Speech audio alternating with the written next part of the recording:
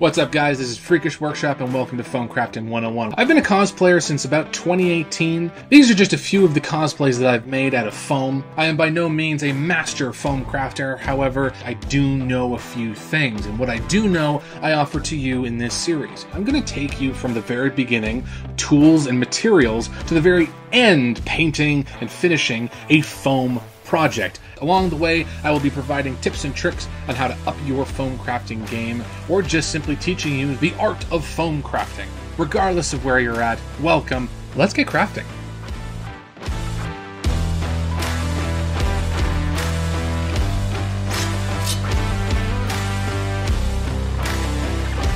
Hey guys, welcome back to another episode of Foam Crafting 101.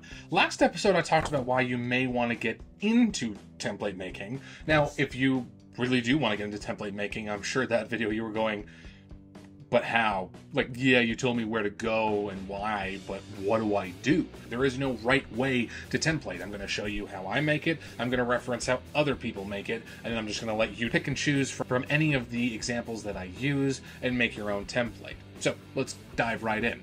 To start, you're going to want to get some paper to draw out your patterns. I recommend cardstock paper, but poster paper from a dollar store is a much cheaper and usually more accessible option. Then you're going to need a pencil and a Sharpie or black marker. Now, if you already have the foam piece cut out that you want to template, simply lay it out on the paper and trace it using the pencil first onto the paper.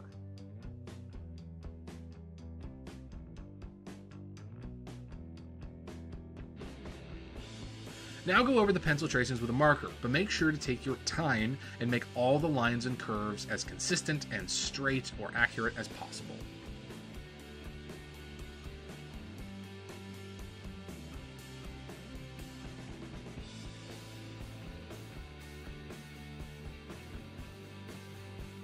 Now you can cut out this new paper pattern and put it into a folder or a bag somewhere for later use. However, I take a different approach.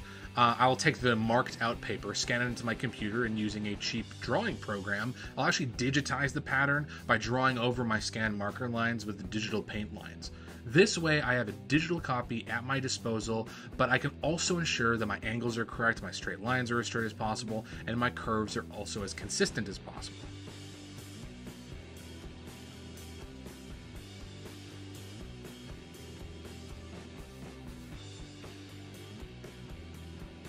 Now, I know this step isn't as accessible to everyone, however, it is a process that I use, so I want to be as transparent as possible. If you're able to do this, I highly recommend you do it, even though it does take probably double, if not triple, the amount of time as simply drawing it out onto paper and keeping the paper pattern.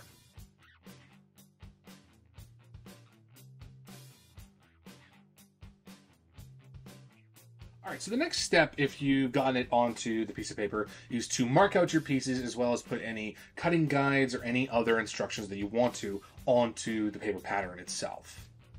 There are probably a dozen different strategies template makers use to mark out their pattern pieces. I myself will use letters, A, B, etc., or a combination of letters and numbers such as A1, A2, A3, and onwards. A piece that is so big that it needs to be divided into smaller pieces in order to fit a piece of paper is just an example of where you may want to do this. Another reason to use a letter-number combo is to imply multiple parts of a larger costume piece. If your shoulder pad is piece A, your bicep armor is piece B, and your gauntlet piece C, each part of the armor has multiple pieces. You can then use a letter-number combo to imply that while the shoulder piece has 4 different parts to it, you'll then label them as pieces A1, A2, A3, A4. I think you kind of get the picture here. Now, how do you remember what order to make your costume piece? You can just use letter designation and hope you remember, like I do, or you can do what others do, which is write down where on piece A, for example, piece B needs to be attached, like so. Again, there's no right or wrong way to template. For myself, I actually make tutorials about pretty much every template that I make nowadays, and so I'm actually able to go back to the instructions that I film for people who buy the template and just watch those instructions for myself. What works for you can work for somebody else, so do what you feel comfortable doing.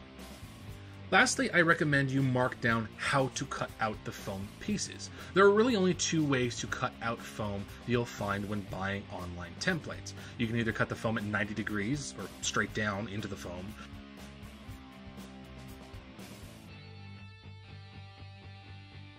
or at an angle about 45 degrees. For the vast majority, if not all straight cuts, there will be no marking whatsoever, as the template maker will assume you already know to cut on the line.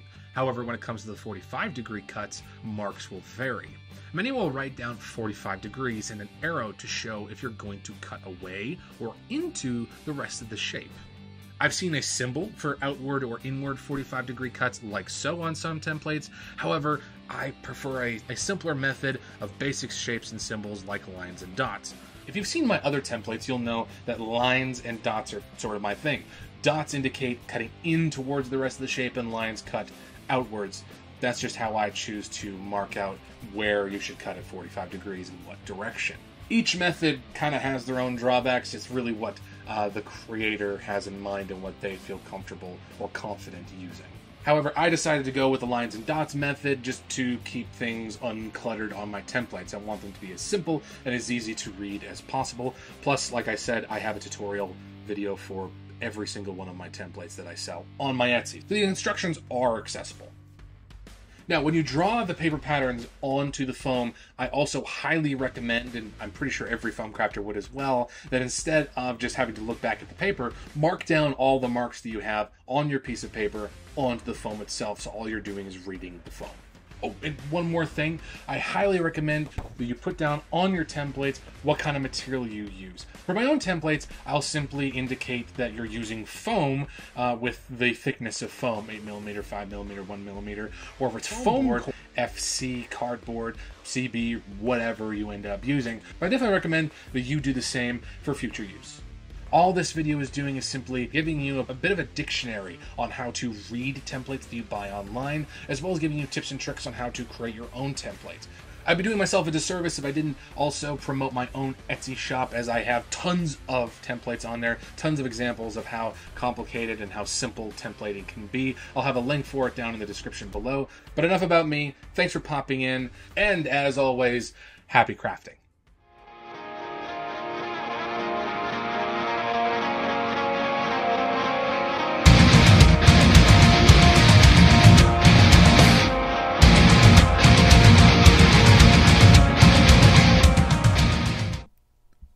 Please like this video and subscribe to the channel for more cosplay content.